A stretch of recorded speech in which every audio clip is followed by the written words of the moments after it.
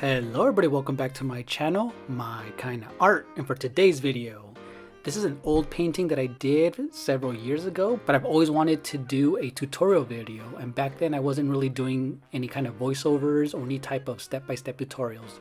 So this one's going to be a bit more of an extended video of me drawing these tree chilies, or chiles de árbol, which we use a lot in Mexican cooking. These skinny red chilies, I'm drawing the fresh ones, but they also come in dried form as well. But yeah, before we get started, if you're new to my channel, consider hitting the like button, ringing the bell, and leaving a comment. Let's get to it.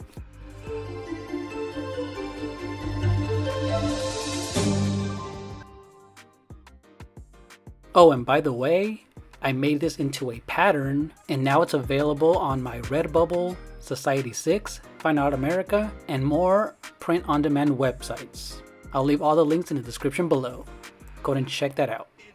Alright, let's get to it. So this painting was done with acrylic paint, and it was done on a large thin canvas, which was 18 by 25, so 18 inches in height and 25 inches in length. So for the underpainting and our base coat, I used Liquitex acrylic paint, and for the final coat, I used watercolor mixable oil paint by the brand Winsor and Newton.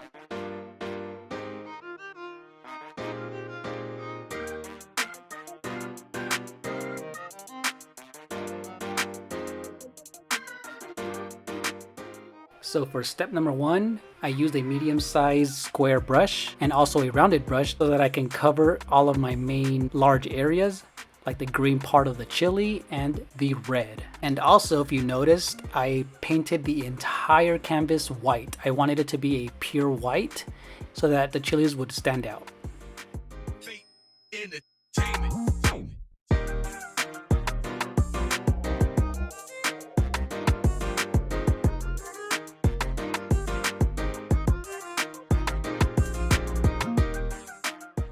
And one of the reasons I like to do this with acrylic paint is because acrylic dries in a few minutes, and because I was painting this outside, it dried up super quickly, and I was able to do 2 coats of both the red and the green. And it's always important to lay down the base color so that you know where to go next, in terms of going from light to dark and knowing which values will go next.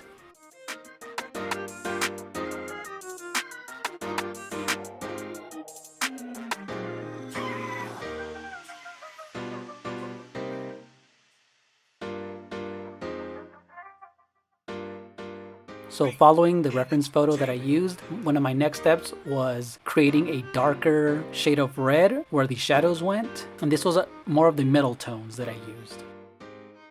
And this one just required me to use more of a crimson red, and I was still using acrylic paint at this point, and it wasn't watered down.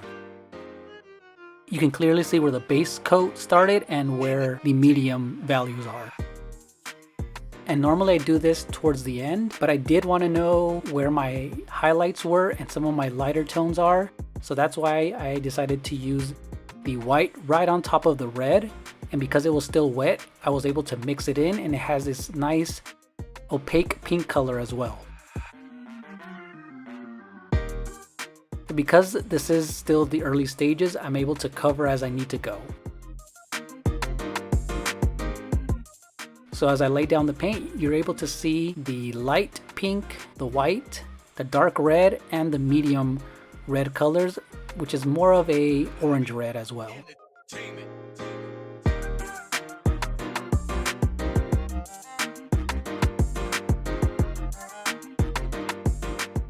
Now I started using a thinner brush, and this one was a squared brush, and I went in for another coat of green to cover up some of that white canvas that you're able to see because it's still opaque, which I did on purpose when I started with the base color.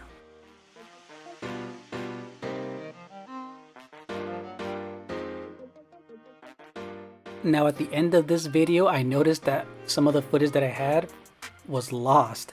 So what I'm going to do is zoom in to these still images right here and just point out where I added the shadows and added the darker greens to bring out the contrast between light and dark. You'll notice it towards the stem, the bottom of the chilies where the shadows would go, and where the chili right here on the middle is laying against it. So that's where you see the darker shadows. And towards the end, I actually used the water mixable oil paint right on top in a very opaque way, meaning that I kept it fairly light. And one of the reasons I like using oil paint is because it gives it more of a richer color at the end, a brighter color, and it just makes everything pop.